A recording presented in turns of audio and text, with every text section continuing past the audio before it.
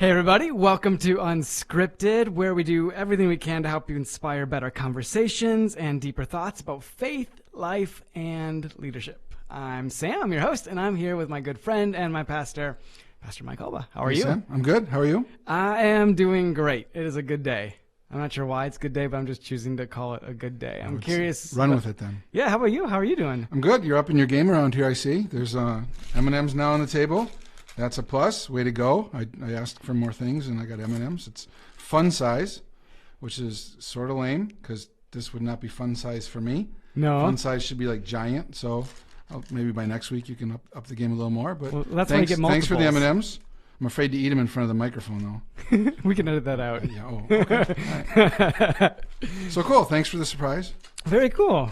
Well, I'm curious. I have a couple of questions, or just things that I've been wanting to talk with you about for a long time, and I don't think it's maybe been really. There's not really ever been the chance. So like right now, there's like the chance. I get you right in front of me. I can ask you anything, and so I'm going to ask you some questions. Or ask you about a topic, really. And the topic I want to ask you about right now is this, is boxing. Boxing, because I know, and you've just heard little smidgens of information. I remember a couple stories you've told me. One is that your dad was a boxer. Yep. Like professional? Yep. Okay, so he was a professional. Well, amateur, super successful, and then a successful professional as well. A long time ago. Yeah.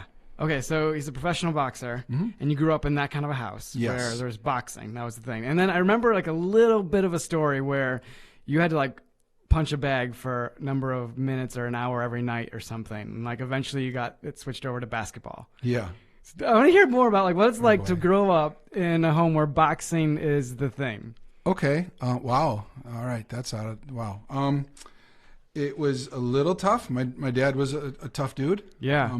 Ex-professional boxer, Milwaukee firefighter, man's man, kind of a man, pretty tough, pretty harsh. Also loving in his own way, though. But yeah, from a very young age, I don't know, 6 or 7 or whatever, was told to work out to become a boxer every night. Yeah. So we had like a little gym set up in the tiny little basement that we had with a heavy bag and all that stuff. Were you like 5, 6 years old? Or like maybe a little older. Maybe once I got in school. I don't remember exactly. Okay. Whatever. First, second grade, somewhere in there. Started like working out every day. But like whenever you're forced to do something, you kind of don't like it. That's a normal kid thing. So I never really had an option. Just go box all the time. So I did it. And, growing up, I pretty much had a bad attitude a lot of times as well. So between, boxing a lot and between the bad attitude, I got in a lot of fights. Okay. As a kid and a teenager. That's why I have scars all over my hands. That's from that. I'm not exactly proud of it, but it's a reminder every day. Okay. Anyway, at one point as I got older, I loved the other sports. I played basketball and baseball and football and stuff, and loved them a lot. Those were more my passions. For sure. So there was a basketball game in which I lost the ball a couple of times, turnovers. And after the game, I came home and my dad was like, "All right, listen, if you like basketball so much, you have an option. If you don't want to box anymore, that's fine, but you got to work out and practice your basketball an hour every day, every single day." And for me, that was an easy yes because I already loved doing it. Yeah. So like even in the winter, I'd dribble in the basement. We had a cement, basement floor and stuff, and I would dribble in the basement and all that stuff. So as a teen, I transitioned away from the trained boxing stuff, and switched over more to the other sports, especially basketball. Okay, so I want to get to both of those things. I want to get to boxing and I want to get to basketball. Okay. But first, boxing, and this all has a point to it. I'm not just like talking about for a sake. I'm interested in a couple particular things. Okay. What makes a good boxer? Heart. What does that mean? You just don't lose. You just don't lose. Just don't lose. Yeah. It's everyone can throw a punch. That's not that hard to learn. But taking a punch or taking lots of punches, that's where it's at. Okay. So heart, you're just not going down. You're just not going down. And it's like a decision you make. I don't know. I mean, I never became a great boxer, but yeah, in a lot of respects in life, you're just not going down. Whether it's boxing or your career or parenting can be so tough, and you wake up the next day and you still take care of your baby. It's just that desire not to go down. And I don't know that that's really taught or whatever. It's just personality. There's a ton of moms out there that don't go down every day. They bust their butt all day long, every day, don't get enough sleep, and then get up the next day and do it again. That's the same as boxing. And that's kind of what I'm curious about. So, but before we get into that specific thing, though, I want to ask, Did you guys have like a favorite boxer growing up? Like their family, like this person, we really like this person because. Well, yeah, but it's stupid. It's for me, it's Rocky. Okay, yeah. It's not even a real boxer, but why? Like, what was it? The heart thing? Definitely, yeah. So it's not like one person was really good at throwing a particular punch, or what was really good at whatever, always getting a knockout. It was the fact that they didn't get knocked out. Rocky always got up, so that's the hard thing. And it's the same. I mean, there's been a lot of super famous boxers. Muhammad Ali or whatever was a super famous boxer when I was a little kid. There were famous boxers that you admired because they were so good. And boxing was a much bigger deal back then.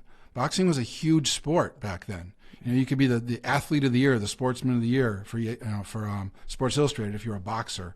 Nowadays, boxing isn't as big as it used to be. And now it's the UFC. Yeah, UFC is, but even that isn't like what boxing, the heavyweight champion of the world was like the biggest athlete in the world when I was a little kid. So there's a different perspective on boxing these days. That makes sense. But it's curious to me, the whole idea where it's heart and it's not getting knocked down. And I'm wondering if that... Or getting back up, right? It's always getting back up. Yeah, not getting back down or you just keep getting back up. Okay. Yeah. Did that transition into... I mean, you were really into basketball. Obviously. Yeah. Did that transition to how you thought about basketball? Probably transition how I feel about everything. Yeah, I'm thinking about that. It's just what I grew up with. So when you were playing basketball, coaching basketball, for those things, did you how did you coach in that way? Like was pushing and making sure like was it okay to lose when you were playing basketball? What were those mindsets that you coached and that you embodied when you were playing? Of course, you always want to win, and as a basketball player or coach, we won a lot. Yeah. And of course, that's what you're there for. But there is reality; you do lose sometimes. Yeah. Sometimes somebody else is just better. The other team is just better, or you just, for whatever reason, you're having an off night. So losses happen for anybody, but it's to not carry that over to the next day. The next day is a new day. You're going to get up and work again, fight again, struggle again, practice again, because you just want to get back at it. There's this desire always to get back at it. How do you? So this is the exact thing that I'm super curious about. When it comes to boxing, when it comes to basketball, for me, it's running or wrestling. When I was growing up, my brother, when he was a wrestler older than me, and he drilled into my head like, you just don't get pinned. That is not allowed. He got pinned like once or twice on like a fluke thing all of high school, but for him, like that was just the thing that you never did. If you got pinned, you just gave up. That was it. It wasn't the fact that they were better than you. It was the fact that you just gave up. And that was something that you can share, like in a match between two teams. If you get pinned, the other team gets the most possible points. Mm-hmm. So you are like, that's the mentality that he always had. And I grew up with that. And I think it's a mentality that right now is hard to have, and a mentality that's necessarily needed because of living in a pandemic, living in a time where just things are tough to endure because they're not how they once were. So everything's a little bit more difficult. There's a little bit more of a struggle. And so I feel like there's this necessity for resilience or toughness. And I'm wondering, like, for you, in your experience, how did you get tough? Well, again, it's a mindset. Like you've seen me teach us. We've had our leadership academy here at church for years, and hundreds of people have come through it. And there's one of the sessions I teach is about always find the win, right? There's always a way to win no matter where you are in life, whether it's business, your family, whatever. There's always a win in every situation. And so I think I grew up with that mentality. So if you take it back to boxing, it wasn't boxing, but one time I was jumped by a gang. I grew up in a bad section of Milwaukee, and they beat the snot out of me. Like it was at lunchtime at high school, and both eyes were blackened and swollen shut, nose bloody, like so many cuts on my face. It was bad. But I still went to class the whole rest of the day.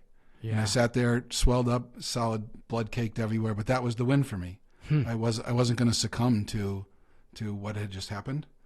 And that's what you can carry through in life. There's always a way to win. Sometimes you're dealt a really bad hand. Yes. Life just stinks sometimes. You can be dealt a really bad hand, but you can find your own way to win in it. Mm-hmm. And that feels right for you. So if you're dealt the worst hand, maybe you don't have an amazing day. Maybe if you're a salesperson, you don't make the big sale, but you still find some way to win for yourself. It's an attitude more than anything else. Yeah, and I think that's what I've experienced and seen in people is the whole attitude part. There's runners I really admire. There's one that's an ultra runner, and there's this video of him winning this 50-mile race. And at the end of it, like he's literally like screaming at the end of it, like like just like I'm gonna finish this thing, crazy. And there's this mentality of not giving up, of giving it everything you have, of feeling like you can persevere over pain and harshness and difficulty. And it makes me, I feel like there's never been a more important time to actually think about how that happens in a person. When you were coaching, did you have any athletes that like you saw that in, and there was just a difference about them? Like what do you feel like showed that? What brought that about? Well, there's a difference between like looking up to someone or being inspired by someone and comparing. Yeah. Comparing is dangerous.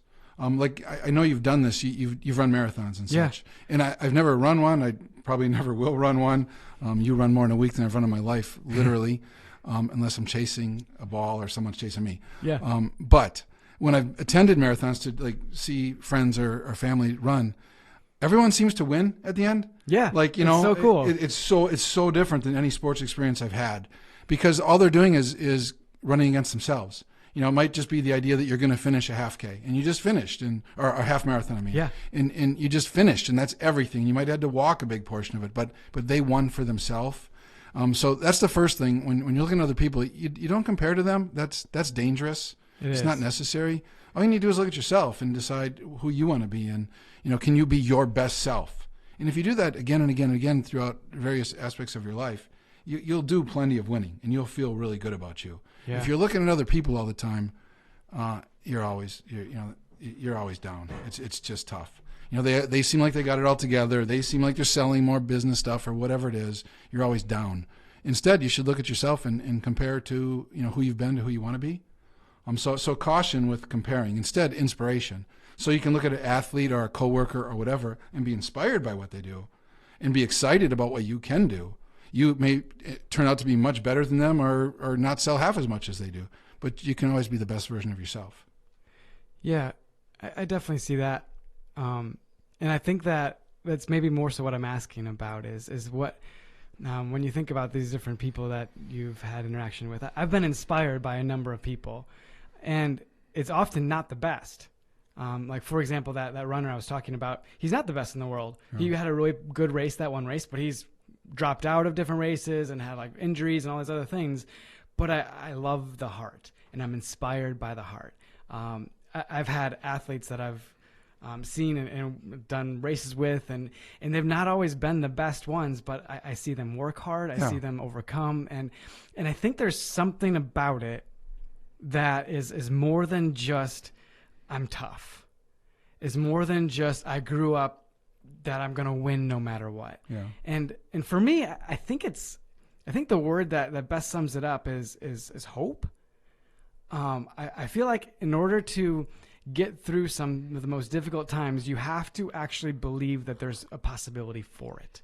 Like there actually is a hope at the end of the tunnel. I think when you lose hope, that's when you lose everything. Well, according to God, there always is a hope. Exactly. I'm not sure where everyone listening right now is at faith-wise, but one of the basic tenets of Scripture, all the way back in the Old Testament, all the way back, way before Jesus' time, was that God has created us with a future and a hope. Yes. For good, not for disaster. It would be the paraphrase of the verse from Jeremiah. There's always hope. And so I think the closer you are to God, the easier it is to have hope. Yeah, I agree. I mean, people that aren't close to God can still have hope. I'm just saying God helps. When you're close to God, God helps you have hope for yourself and for your future. Yeah. And I think, as I've thought about the most difficult times of my life, I haven't had crazy amounts, but I've had a few particular moments where I've felt like almost at the end of my rope, right? Like you're really struggling. Those nights when the kid's waking up right in the middle of the night and they don't go to sleep for hours on end, and you're just trying to rock them to sleep, and like you're sharing that with your spouse, and you're trying to like figure that out, and you're like tired and maybe not so nice to each other at times, like maybe snap because you're just so tired. Yep. The only thing that in that moment I can feel in that moment when you think to yourself, if this never gets better, I don't know if I can keep doing this. Yeah. And I feel like right now a lot of people are closer to that than they normally would be. Yeah. So, like, what do you say to people like that? That's great, because that kind of comes back to what you said about looking at other people or being inspired by others. One way that I do look at others, not comparatively, but for inspiration, is I've seen others do things, so I think I can do them too. So I've had those nights just like you. I mean, I'm older than you and my kids are grown, but I still remember those nights. Where it's just like, oh, I can't even make it through tonight. Yes. But I can think of so many people that have. It's like for that instance, like tons of people have families, tons of people have kids, and they made it through. I can make it through. So for whatever it is, it maybe you're in nursing school right now. I met with someone today who's in nursing school, and it's just nursing school super tough. And my suggestion was there's a lot of nurses out there. A lot of people have made it through. You can make it through. You got to have hope. You got to persevere, but you'll make it. So that's where the inspiration comes from others. And so like in the pandemic, right? There are lots and lots of people, it's all over the place, really struggling. The more you study it, the more you find that out. Church people, non-church people, across the board, everyone is struggling. It's the longer it goes, the more the struggle. But there are people that are making it, right? And those are the people you look to say, okay, how are they doing it? How are they making it? What are they focusing on? And then you draw inspiration from that, because they're not any smarter than you or any deeper than you or anything like that. We can all do it. But sometimes you need to look at someone else for inspiration that way and think, if they did it, I can do it too. That makes me think of something. When we had Silas, our youngest, we had to go to the ICU or the NICU for like a week. And that week, it had already been on the top of like 2 weeks at Berlin. So it was like in our second to third week we're really tired. Yeah. And I remember when we put something out there online that's where we were, very suddenly there was this flood of encouragement. And specifically a few people that would message Meg and would be like, hey, we've been in the ICU before. It's going to be okay. Those kids are the strongest or whatever. They end up just doing so well. Yeah. You can do this. And I remember that encouragement, especially for her and for me too, like secondhand, was so helpful because they'd been through it. Yeah. And so it makes me think about maybe you're not, if people listening, like maybe you're not the one that's really feeling like you're at the end of the rope, but maybe you can tell that someone else is. And I think that's so powerful when people actually reach out and say, hey, I see what you're going through. Yep. Maybe it's kind of hard to relate right now because it's all brand new, but you can say it's going to be okay. I'm here and you can endure. But that encouragement. Yeah, you don't have to have it perfectly together to help someone else. No. I think a lot of times people think that, like, well, I have my own stuff too. You don't have to have it perfectly together to help someone else. So I've had the exact same experience as you. When our oldest was 1.5, we spent time in the intensive care unit and we were scared out of our gourds. Yeah. They didn't know what was wrong and it was super scary. And same thing for us. Like other people, kind of came alongside of us and were like, you're going to make it. We had a similar story. We made it. And they weren't claiming to be the perfect parents or to have Superman kind of faith, They weren't claiming that, but they were just claiming to have sort of walked in our same shoes, and they made it. And if you can share that with others, that's hugely inspirational, even if you didn't make it through perfectly. Yeah, you're absolutely right. So that's how we help each other. That's how we help each other. And also it's like remembering that people care about you. When I was the marathon that I did run, so I've only actually run one full marathon. It's been halves, but the one I did. Halves count for the rest of us. Okay. You can call it a marathon. Anyways, yeah. It was where we would run a lap one way and then you turn around and go back the other way. And so I finished and like the half would finish there and then you got to keep going for the second half. But I saw my family and on the second half, I just struggled. Like it was one of the hardest physical endeavors I've ever done. Like it's really true. Excuse me. I have run too. Never mind. And this is the most recent one. I remember like feeling like just exhausted and so tired. Literally every part of my body was breaking down. And I remember the thing that kept me going, like literally walking at times and like just barely jogging. Apparently the thing that helped me out most was potato chips. Okay. They had potato chips and it's salt. And so the salt helped like make it so I could run again. All right. And so that's kind of a funny I think I would have answer. got stuck at the potato chip station.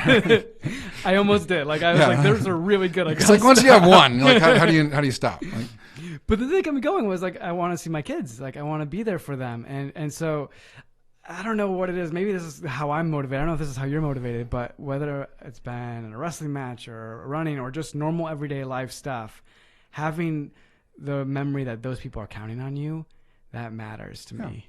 I don't know. I'm curious what kind of role that's played in your life, like having other people counting on you. I mean, that can cause pressure. You know, when you have family members or friends or coworkers or whatever that count on you, it does cause pressure. But if you really care for them, that's still a positive, you know, because you just want the best for them so much, whether it's your coworker or your family member or whatever it is, you just want the best for them. And sometimes it can be hard to push harder for yourself. You know, you just kind of want to give up, you know, like the race. It's like, okay, this is enough. My butt hurts, my feet hurt, everything hurts. And wow, there's the potato chips. Let's run another day. Yeah. You know, that's in life, right? At work, that's easy to do. It's you fall into that trap. But when you're doing something for someone else, that does push you that last little bit to get there, which is a good thing. Yeah, it's a weird balance because you don't want to live for other people, but at the same time, it helps you sometimes live when you are living with other people and caring about the fact that they need you just as much as you need them. Yeah. Yeah. I mean, hundreds of people are listening or watching this podcast every week. How many of you all out there are doing that even at work every week where, you know, it's a really tough work week. There's lots of stress and lots of pressure and you know, you endure it and you work even harder and not just for yourself, but for your family or the ones that you love. That's really special. It's so honorable. Yeah. So bring it back to boxing for a second. Did you ever have any boxing matches? Like, were nothing you ever official. No. Okay. Yeah. And I know that the family thing was a thing where like you're not so sure I like this or not because my dad's making me do it. But when you played on a team, what was the difference for you for that? Like, was team sports your thing? Did you love being a part of a team? I don't know that I loved so much. I just loved the sport itself so much. My dad and my older brother were into individual sports, and they always push for that. Yeah. And you have in a way too, as we've talked about sports, you can measure yourself so much easier when you're a runner. Like you're either faster than the person or you're not. Yeah. There's really no debate. It's not about the coach. It's not about your teammates. There's a beautiful purity in that, whether you're a swimmer or a runner or a wrestler or so many of them. Tennis player, you know, you either win or you don't. You can't blame it on anyone else. In a team situation, that gets lost a little bit. It does. So there's the beauty of the team because you get to celebrate together and work together at something. But then there's also that kind of gray pressure line where it's like, you know, whose responsibility really is this? And you might get blamed for something you don't think you should be blamed for or whatever, or you're blaming someone else when it's really your fault. So the team thing is more blurry. Yeah, it is. Than individual sports. That makes sense. Okay. So I want to bring this kind of full circle a little bit. When we talk about the way that this inspires better conversations and inspires us to think deeper about faith, life, and leadership, the part that we maybe haven't touched on as much is faith in this talk so far. And as I was just thinking about how we want to have this discussion and the questions that were coming to my mind, resilience is this thing, and toughness and hope.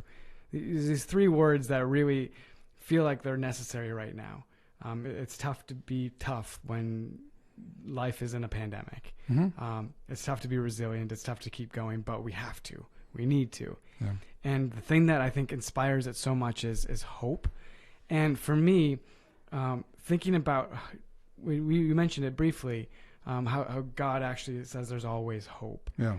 How has that rung true for you in maybe the most tougher times in life? How has hope kind of pulled you through in that way with faith?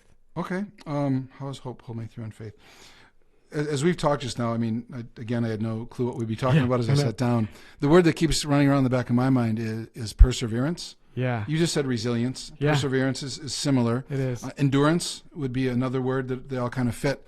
In Scripture, I talked about how God is for us and God has a future for us and there's hope for us. And another way that's said in the Bible is what will endure, right? So endurance or perseverance, faith, hope, and love is what Scripture says will endure. And that's what's helped me.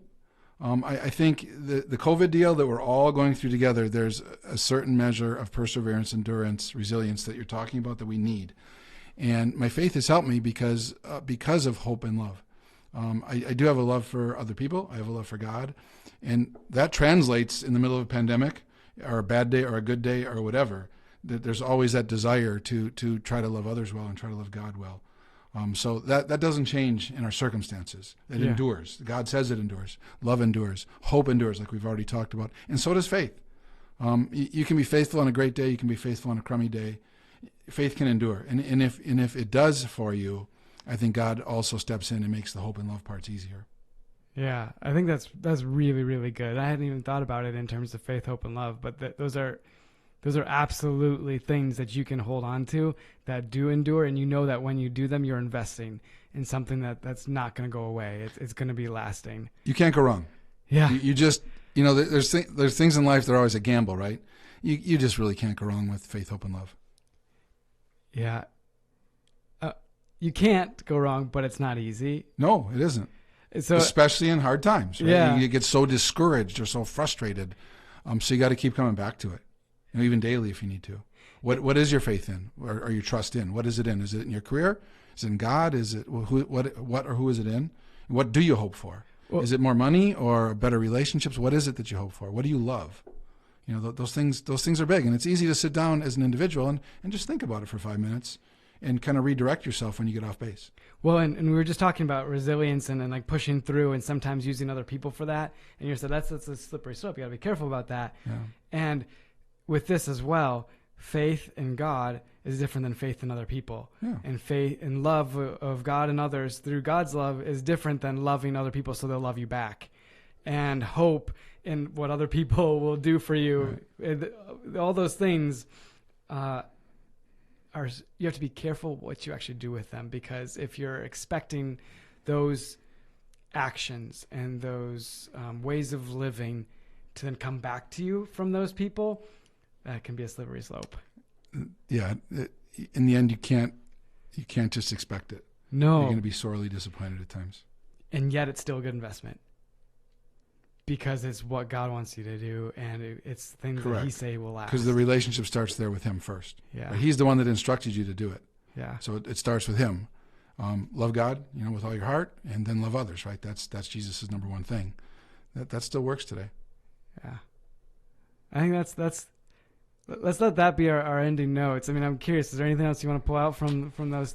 No, I'm about to pick up these M&Ms and run. I can tell you got them laid out. The giant bag next week. So it was like one a day until next week, almost. You just I don't know. It's hard because once you start, I'm not sure. It might be 5 a day and then none for a week.